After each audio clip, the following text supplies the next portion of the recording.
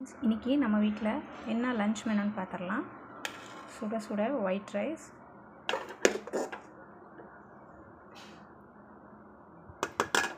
அப்புறம் வந்துட்டு chicken gravy. எத்தனை பேருக்கெலாம் சிக்கன் கிரேவி பிடிக்கும்ட்டு கமெண்ட்டில் சொல்லுங்கள்.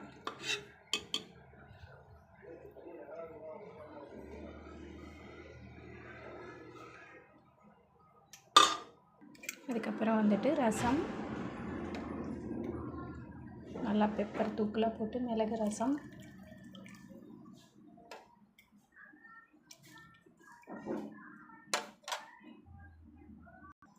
அதுக்கப்புறம் வந்துட்டு ஃபிஷ் ஃப்ரை.